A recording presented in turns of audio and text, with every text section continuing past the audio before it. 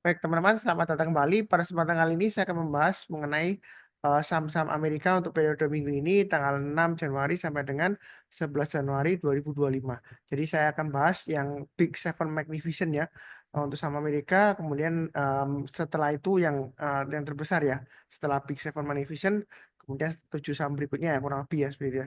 Memang ada beberapa yang saya pilih ya. Nggak langsung dari listnya ke bawah gitu nggak ya. Jadi mudah-mudahan bermanfaat. Jadi saya sharekan dulu untuk grafiknya saya pakai TradingView ya. Jadi menurut saya sih untuk grafik charting TradingView itu paling gampang dan free ya. Kalau kita nggak butuh data yang real time, sebenarnya kita bisa chart daily aja sudah cukup ya untuk analisanya untuk TradingView ya seperti itu ya. Jadi di sini sebentar. Saya akan bahas mulai pertama-tama adalah untuk saham Amazon ya. Jadi kalau kita perhatikan di sini untuk Amazon, dia saat ini sedang testing MA20-nya sekitar harganya 225 US dollar ya. Jadi masih berusaha untuk tembus ke atas. Nah kalau kita lihat uptrendnya untuk Amazon ini masih strong banget ya seperti itu ya. Jadi kalau misalnya kita tarik garis Fibonacci retracement dari pullback sebelumnya ya. Sebelumnya kan pullback lumayan dalam ya, dia di akhir eh, di pertengahan sekira ini di akhir Juli ya. Nah, jadi saya ambil dari low-nya di sini. Kalau kita tarik gambar Fibonacci retracement-nya eh, ke swing high-nya, jadi dia itu sebenarnya masih super bullish ya. Kalau kita perhatikan mungkin yang mau buy on weakness untuk Amazon mungkin bisa tunggu di area Fibonacci retracement 38,2% sekitar 202 ya, atau di 61,8%-nya nanti sekitar ini harganya kalau 61,8%-nya sekitar 182 sampai 183 lah ya, area support di sini ya. Jadi untuk Amazon ini kalau kita lihat dari retracement-nya, dia sedang berada di area range-nya kurang lebih sekitar 214 sampai dengan 233 ya, masih sideways ya. Nah, ini menariknya kalau misalnya dia breakout lagi higher high ya, naik ke atas 233 untuk Amazon ya. Sebenarnya untuk saham Amerika memang ada beberapa video ya kalau kita perhatikan di YouTube itu ada mengatakan bubble ya, apalagi kalau diukur dari Buffett indikator sudah lebih dari 200% indikatornya ya. Kalau dibagi dengan GDP-nya Amerika ya seperti itu ya. Nah, kalau kita perhatikan ini kalau kita extend naik ke atas 233, kira-kira target price berikutnya di mana? Nah, kita bisa menggunakan uh, Fibonacci extension ya. Jadi um, sebentar, ini kok bisa di reverse ke atas ya. Jadi kalau dia naik, ini breakout berikutnya, maka target berikutnya kurang lebih sekitar kalau dari Fibonacci extensionnya kalau kita extend ke atas ya itu 255 sampai 283. Jadi masih bisa naik lagi sebenarnya ya. Nah, perkaranya mungkin ada yang takut ketinggalan atau sudah ketinggian ya kalau kita masuk sekarang nanti jangan-jangan kena banting ya seperti itu ya. Nah, yang penting sih memang tergantung risiko profil masing-masing sih. Kalau Anda misalnya trend following, kalau saya terus terang mengatakan untuk saham Amazon ini sebenarnya masih cukup menarik ya seperti itu ya. Sebentar saya em, coba balikan lagi di sini sebentar. Tadi saya extend ke atas ya, eh, reverse ya. Jadi kalau kita perhatikan memang ini kalau mau tunggu buy on weakness Anda bisa tunggu di area Fibonacci retracement yang sudah saya gambarkan di sini ya. Atau kalau dia sudah berhasil naik lagi ke atas EMA 20-nya di atas 225 ya kita boleh buy. Ya untuk Amazon ini masih ada peluang untuk breakout lagi. Paling nggak dia akan testing sekitar 233 ini ya swing high sebelumnya ya. Kurang lebih cukup lah ya untuk Amazon ya. Kemudian berikutnya untuk Meta. Jadi kalau kita perhatikan untuk Meta ini kan dia sebenarnya kalau kita gambarkan gambarnya ini em, cukup menarik sih kalau kita mau buy on weakness ya seperti itu ya dari gambar garisnya sini ya. Ini channelnya kalau kita gambarkan uptrend channelnya untuk Meta ini masih bagus ya seperti itu ya. Jadi kalau kita perhatikan sebelumnya di sini dia higher high ya, swing high-nya di sini ya. Eh, di sini kalau swing high sebelumnya, di sini swing high terakhirnya di sini ya. Nah, memang sih dia sedang menguji kurang lebih area resistennya di sini. Kalau kita gambar em, garisnya di sini ya, ini kan area swing high sebelumnya. Sebentar, saya paskan dulu di sini ya. Ya, ini kurang lebih sekitar area 604 ya. 603 sampai 604 ya. Jadi dia sudah berhasil naik lagi. Nah, memang di sini sebelumnya dia gagal, dia turun ya. Nah, kalau kita perhatikan memang ketika dia pullback, dia swing low-nya dia higher ya, lebih tinggi ya. dan ini dia berusaha untuk breakout lagi. Nah, solusinya kalau misalnya mau buy untuk Meta, Anda bisa buy high sell higher. Yang terakhir kan 609,5. Jadi kalau dia naik ke atas 609,5, ini masih ada potensial untuk menguji area high-nya di sini ya. Uh, ini di sekitar area 638. Itu untuk Meta. Ya, kalau misalnya Anda mau tunggu buy on weakness, Pak Sunar, saya nggak berani tunggu buy on weakness. Yang mungkin Anda bisa tunggu di sekitar area ini ya. Ini swing low sebelumnya, ini sekitar area, ini saya gambarkan 549. Kalau dari swing high sebelumnya di sini ada dua area ya yang dia uji sebelumnya di sini ya, swing high-nya. Jadi antara 542 sampai 549 itu area buy on weakness-nya kalau Anda mau buy on weakness di bawah untuk Meta. Nah, tapi kalau berhubung kalau kita perhatikan MA20-nya masih eh, lumayan bagus walaupun sudah mulai mendatar ya, tapi ini kan harganya sudah mulai berjuang untuk naik ke atas. Jadi kalau dia higher high naik ke atas 609,5 ya, ya kita boleh buy high sell higher atau average up. Tapi kalau misalnya takut mau buy on weakness, mungkin area terbaik kalau mau tunggu ya sekitar 542 sampai 549 ya. Seperti itu ya. Atau sekitar swing low-nya di sini 508, ini kurang lebih sekitar area 585 lah ya, kurang lebih seperti itu ya. Kalau Anda mau tunggu 585 sampai 587 ya. Ini saya gambarkan aja di sini kalau mau yang tunggu buy on weakness ya 585-an kurang lebih ya. Anda bisa tunggu di sana eh, atau buy high sell higher. Jadi untuk Meta ini sebenarnya masih cukup menarik ya seperti itu ya. Karena kalau kita lihat swing low yang di sini dia berhasil breakout lagi, dia higher high lumayan ya seperti itu ya. Untuk Meta. Kemudian berikutnya lagi untuk Nvidia. Nvidia di sini kalau kita perhatikan beritanya ya, kalau dia masih cukup menarik ya untuk Nvidia. Nah, kalau kita perhatikan di sini ini dari downtrend channelnya kalau kita gambarkan ya. Kadang-kadang kalau misalnya garisnya ini apa namanya, ekornya terlalu panjang, kadang-kadang kita nggak harus terlalu narik dari ekornya sini ya. Ya kurang lebih dari sini lah ya.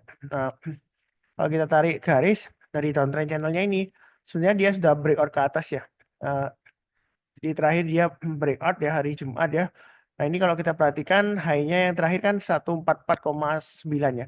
Jadi kalau dia naik ke atas 145 untuk Nvidia ini sebenarnya masih bisa menguji level dari high-nya sebelumnya di sini 152,89. Nah, kira-kira kalau breakout 152,9 target price di mana? Nah, itu kita bisa menggunakan Fibonacci extension ya kalau kita mau ya. Jadi kita bisa tarik garis Fibonacci extension 3 detik saat dari bawah di sini, kemudian dari swing high-nya kita pull back.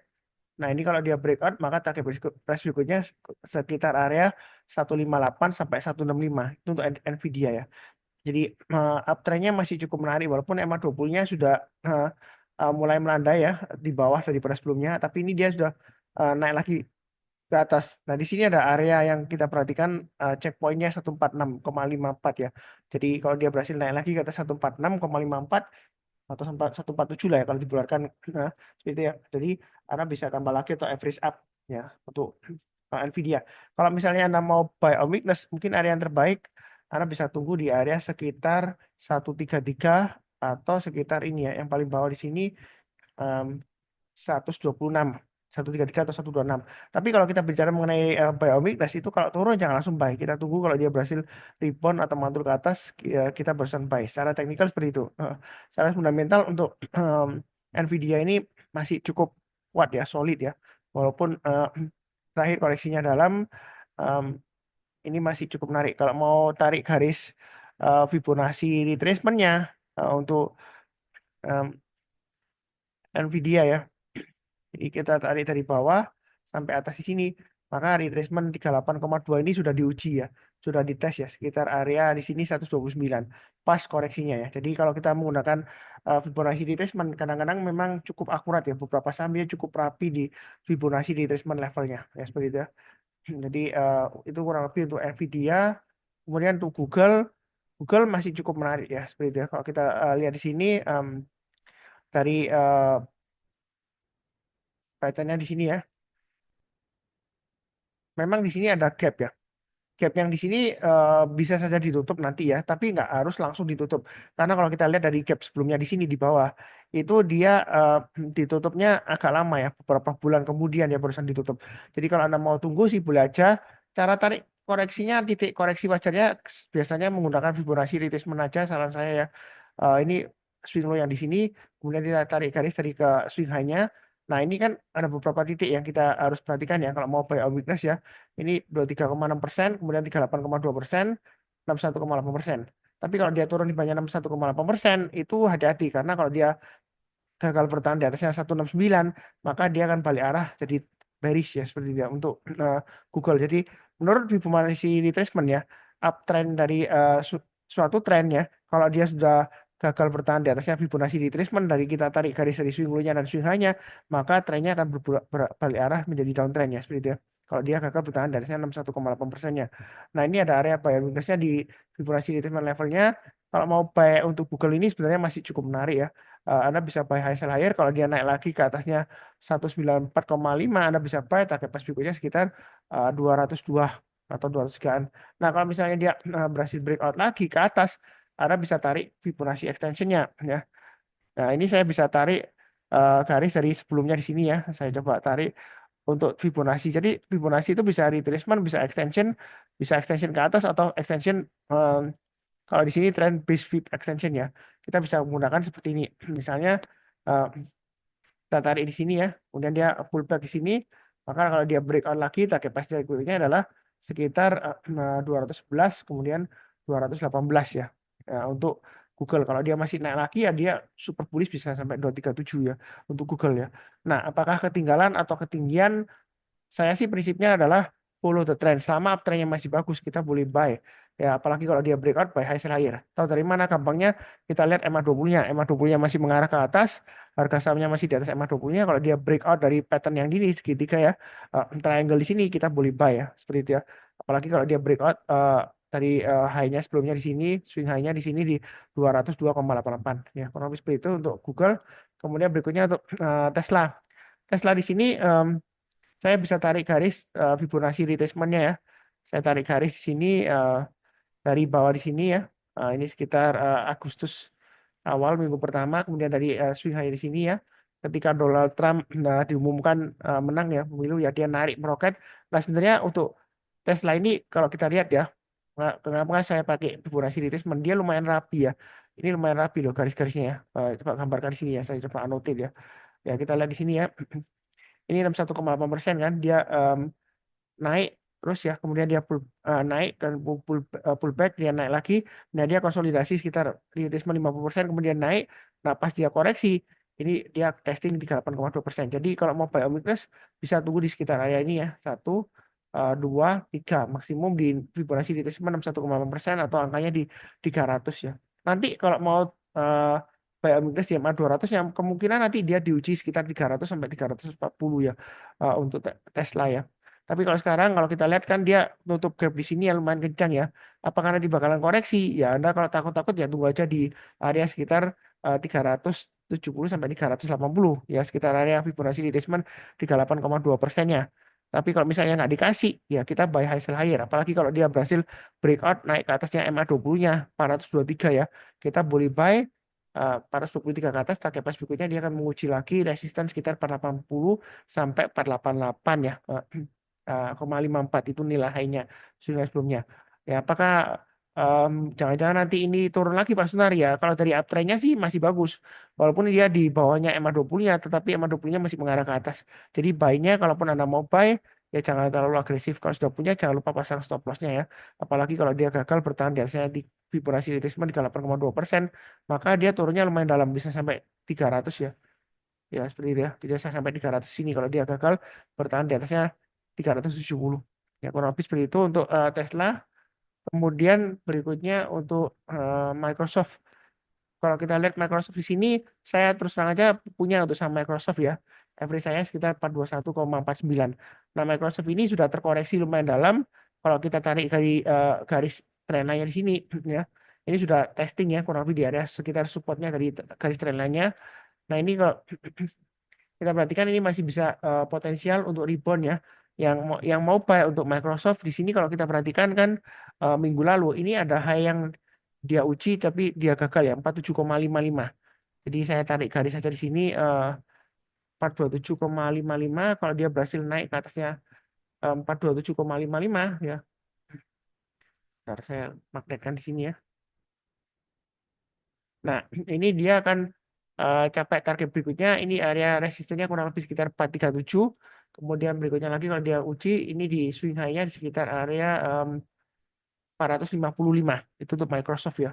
Jadi baiknya sih bertahap aja ya. Jadi kalau dia naik ke atas 427 yang mau tambah lagi average up boleh, atau mau buy on weakness sekarang banyak sedikit aja ya. Nanti kalau naik kita tambah lagi average up ya. Seperti itu ya. Jadi Microsoft ini masih cukup menarik dan terus terang aja kalau kita perhatikan MA200-nya ini sering dites ya. Jadi kalau dia turun di banyak MA200-nya, selama MA200-nya masih mengarah ke atas, apalagi kalau MA20-nya masih di atas MA200-nya, ini weakness-nya atau pelemahannya ini kesempatan kita untuk buy on weakness ya. Kalau dia naik ke atas EMA 200-nya, di sini EMA 200-nya di 425. Ya, kita mau tambah lagi atau average up boleh aja. Memang di sini masih belum benar-benar aman, jadi baiknya bertahap aja. Naik ke atas 425, dia tembus naik ke atas EMA 200-nya, maka target 437 ini lumayan bisa tercapai ya. Karena sebelumnya di sini eh, dia sudah diuji, di sini turun di banyak EMA 200-nya, kemudian dia naik, dia di 437 kena ya. Kemudian dia turun, koreksi, naik ke atas EMA 200-nya, dia berhasil naik lagi bahkan higher high daripada swing high sebelumnya di sini. Jadi untuk Microsoft ini masih potensial ya. Nanti kemungkinan besar saya juga mau nambah kalau dia berhasil naik lagi ke atas 427,55. Ya, kurang lebih seperti itu untuk Microsoft. Berikutnya untuk Apple atau APL ya. Apple ini kalau kita perhatikan dia jangka pendeknya memang masih downtrend. Nah, apakah saatnya untuk buy Pak Sunar?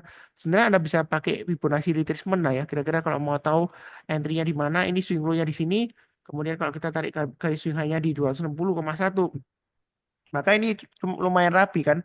Kalau kita perhatikan ini swing high-nya di sini kan.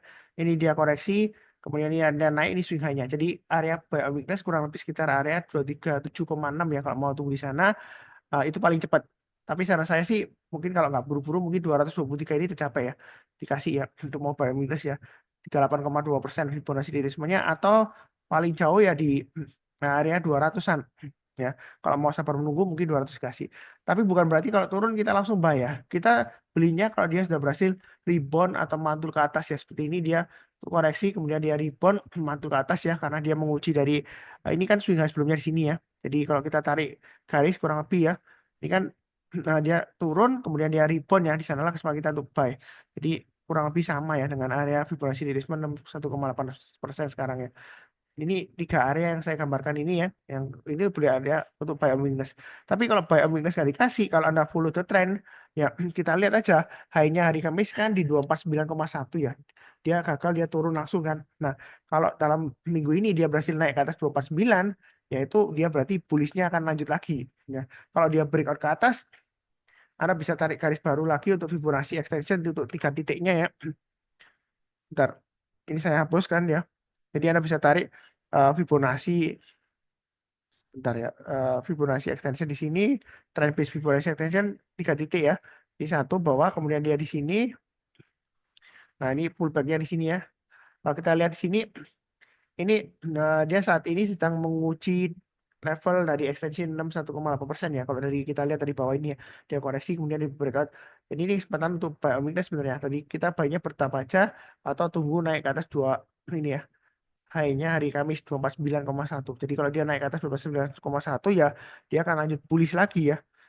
Targetnya dia akan menguji 260,1 swing high sebelumnya. Nah, apakah ini nanti membentuk double top ya? Kita nggak tahu ya.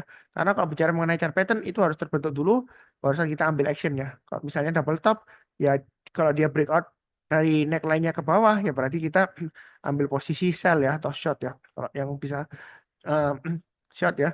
Kalau nggak bisa ya berarti Anda pakai posisi eh, buy optionnya untuk put ya. Kalau dia masih turun lagi di bawahnya 241 nanti ya kalau dia menguji double top dari polanya.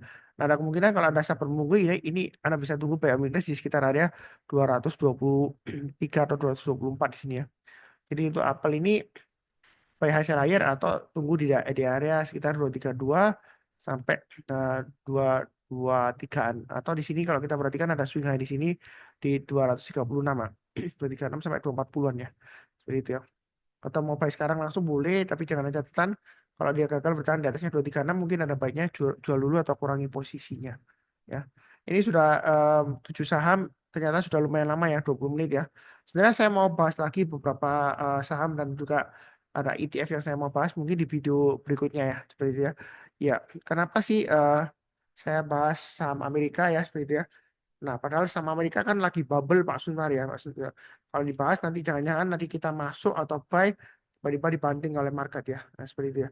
Karena memang bubble-nya saham Amerika ini kita nggak tahu sampai kapan ya seperti itu ya. Kalau kita sih sebagai technical ya, saya follow the trend. Selama uptrendnya masih bagus ya, dia akan langsung naik terus ya.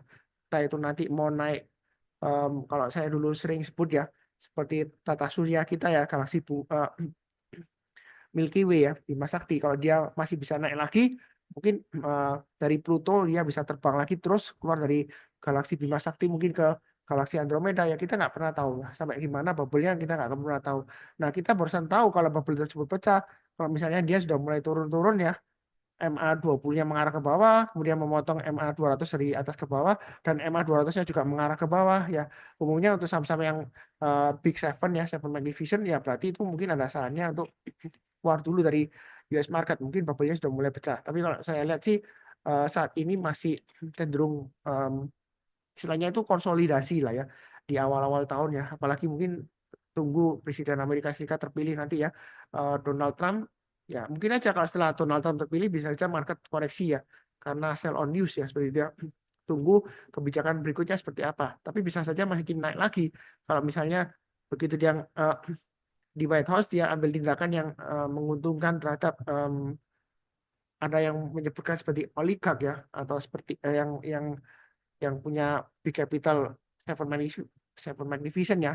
Kalau dia menguntungkan di saham-saham tersebut ya mungkin saham-saham tersebut masih bisa naik lagi. Kita nggak akan pernah tahu ya. Nah, eh, kenapa saya mulai tahun ini juga bahas saham US karena saya maunya kita itu diversifikasi portfolio. Jadi sahamnya bisa ada di saham Indonesia dan juga saham Amerika. Kalau kita lihat kan tahun 2024 memang saham Amerika naik tinggi.